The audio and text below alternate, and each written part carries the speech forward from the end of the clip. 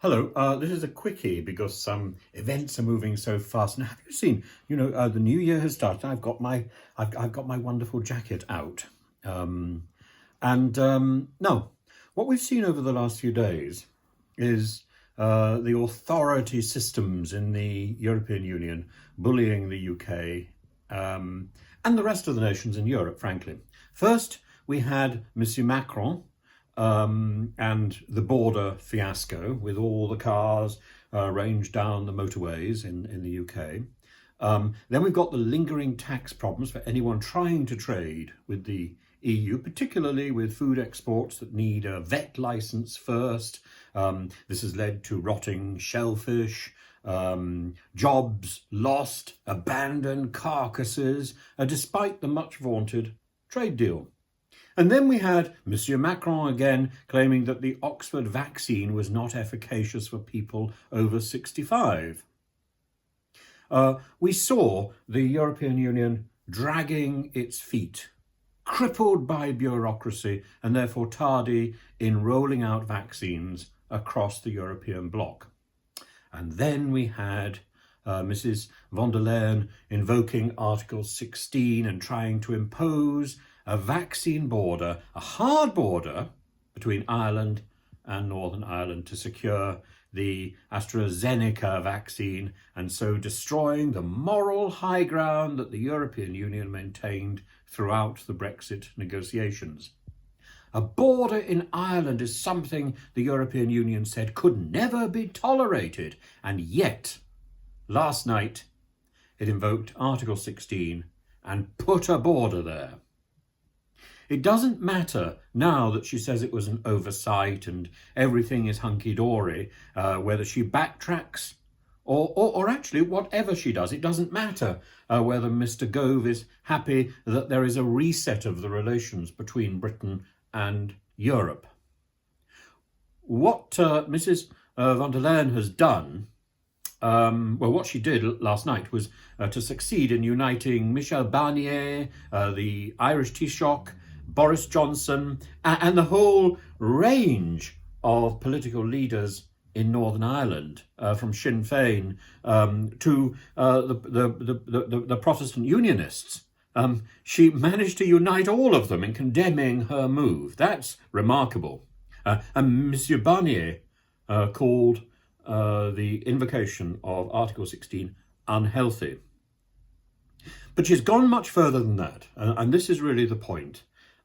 She has exposed the corruption and the bullying in Europe, which other people have known about. And now, I knew about this some time ago, but I didn't draw the same conclusions that, for example, Mr. Farage drew. Now, it doesn't stop there. She tried to impose an export control on vaccines, allowing vaccines ordered and paid for months in advance to be hijacked by the European Union on a whim. She has shown her hand just as surely as the European Commission showed us what it was capable of when it bullied Greece into penury with the imposition of the Troika rules after the financial collapse. This justifies all the questions about the European Commission's lack of democracy, the European Commission's bullying. Varoufakis, at the time, said that the European Union was asphyxiating Greece. Arlene Foster, last night, the Northern Ireland First Minister, called the invocation of Article 16 an incredible act of hostility. Now, in fact, Varoufakis is campaigning at the moment to leave the Eurozone. His party is called Mira 25, I think, because he's campaigning because of the corrupt policies that he identifies that he says have been imposed on Greece by Brussels and are still imposed on Greece. In fact, if you look closely, he hints that he would go further.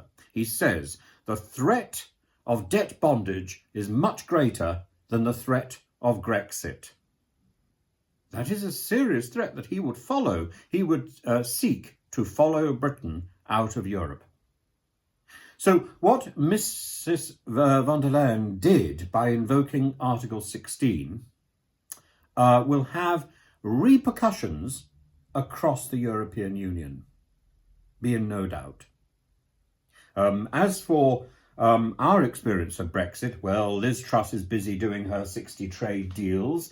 And there's also a report that says that European nationals, this is not a nice one actually, a report that says European nationals living in the UK, British nationals, UK nationals living in the UK with valid residence permits are having their British passports stamped, despite a clear understanding in the withdrawal agreement that was not necessary. So that suggests that everything is dodgy on the European side, but actually that's not absolutely the case. Britain has reduced the diplomatic status of the European ambassador. Various people have said, well, that seems spiteful. I'm entirely in agreement with that. There are problems with VAT. So if you get a parcel which comes from Europe, you're going to suddenly find you're paying for your present. But these in a way are minor things. They are significant if you have to pay £30 to get a present, but they are minor things in comparison with these two biggies. One, the deceit of export controls being applied retrospectively to AstraZeneca by the EU. This has also been criticised by the World Health Organization. There's a fellow called Dr. Tedros who called it, he spoke of losing trust in international collaboration through COVID-19 nationalism. He's quite careful in his choice of words there. It could apply in many cases, but it certainly applies when you look at the activities of the Brussels authorities. And number two, the bureaucratic failures that meant that the EU failed to order and deliver the vaccines and therefore is now put in a position where it needs to play a blame game, saying that AstraZeneca and Pfizer have prioritised orders that were paid for early by the UK and often at a higher cost than what is now paid by Brussels. Bluntly, this is cheap, inelegant, and profoundly undemocratic. Anyway, look, please subscribe to my channel. I want to put up a video later on today or tomorrow about animation, but you know, there's a range of different things going up onto my channel, including some English as a foreign language support, and some bits and pieces to support teachers who are doing homeschooling.